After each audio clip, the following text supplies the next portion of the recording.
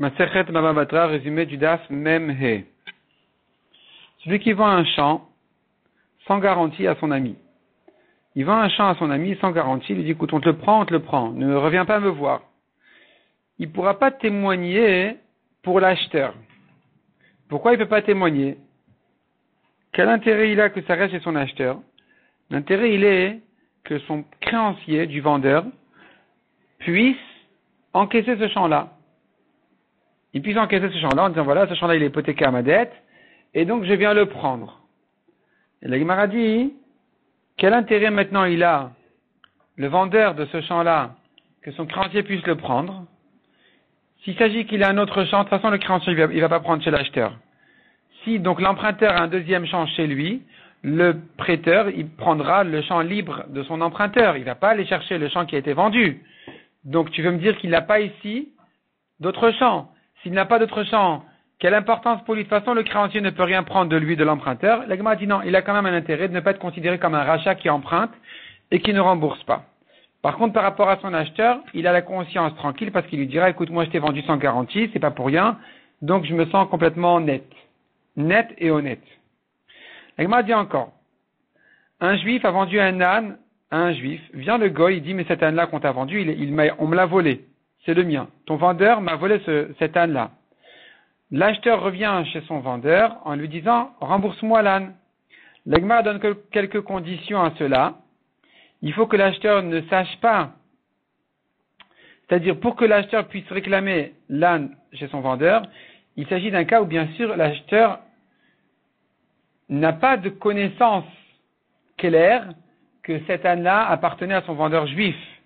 S'il savait que cet âne appartenait à son vendeur, et que maintenant le goy c'est lui le voleur, bien sûr qu'il ne pourra pas réclamer son âne. De même, si le goy, si le goy, il a pris l'âne avec la selle, alors que la selle appartient à l'acheteur, donc le goy, tu vois bien que c'est un voleur sur la selle, il n'est pas honnête, alors à nouveau, l'acheteur ne pourra pas réclamer l'âne du vendeur. La Gemara ramène un deuxième avis qui pense que dans tous les cas, il ne peut pas réclamer son âne parce qu'il devrait supposer que le goy, en principe, est un voleur, donc tu peux rien réclamer de ce goy. La Gemara dit encore, ce qu'on a vu dans la Mishnah, un artisan n'a pas de chazaka sur les objets qui se trouvent chez lui, de dire si c'est chez moi, c'est à moi.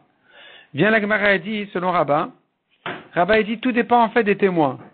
Si des témoins ont vu que le propriétaire lui a donné l'objet, lui avait confié l'objet, c'est là où l'artisan n'a pas de chazaka dessus. Mais s'il n'a pas de témoin, alors l'artisan a eu une chazaka. Il aurait pu dire « tu m'as rien donné ». Et alors, s'il aurait pu dire « tu m'as rien donné », quand il dit « je te l'ai acheté », tu dois le croire. Ça, c'est selon Rabba. Abaye, il dit « mais non, c'est pas une question de témoin, pas témoin. C'est une question de est-ce qu'on l'a vu maintenant l'objet chez lui ou pas. Si on a vu l'objet chez lui, il a perdu sa chazaka. Mais si on n'a pas vu l'objet chez lui, il pourra dire « je l'ai rendu ». Il pourra dire « je l'ai rendu ».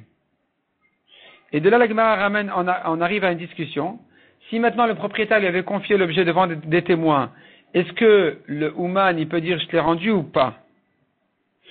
Selon Abaye,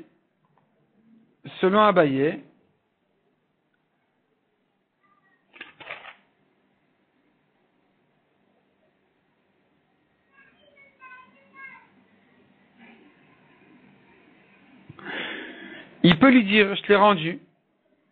Selon Rabba, il ne peut pas lui dire je l'ai rendu. Puisqu'il y avait des témoins quand on te l'a donné, tu aurais dû le rendre devant des témoins, pas le rendre comme ça sans témoin. Si tu n'as pas témoin que tu l'as rendu, tu ne peux pas dire que tu l'as rendu. La Gemara objecte Rabba.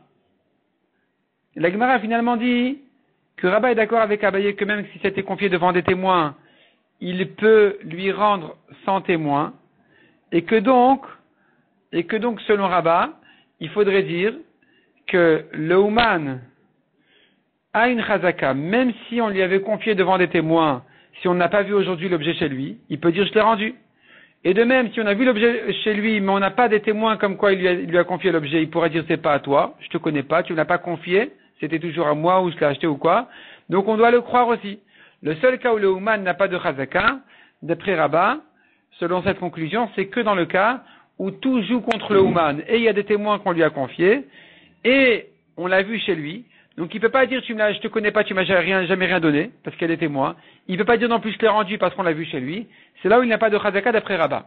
Mais selon Abaye, on regarde plus les témoins. Tout est une question que de savoir est-ce qu'on a vu l'objet chez lui ou pas. Si on a vu l'objet chez lui, il n'a pas de chazaka, parce qu'il peut pas nier la chose. Si on n'a pas vu l'objet chez lui, il a une chazaka. La Gemara amène une preuve pour Abaye, objection pour Rabat. Comme quoi on voit comme Abaye que tout est une question de est-ce que l'objet est chez lui ou pas. S'il est chez lui, il n'a pas de chazaka. Si on n'a pas vu l'objet chez lui, alors il peut lui faire chazaka en disant écoutez, j'avoue, l'objet il est chez moi, mais je te l'ai acheté.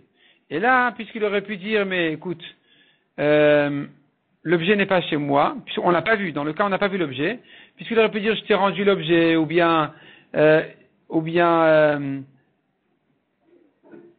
surtout je t'ai rendu l'objet, donc ça dépend maintenant s'il y avait des témoins qui l'ont vu confier ou pas, mais en tout cas, toujours dire, et donc il a eu, dans ce cas-là, il a eu une chazaka.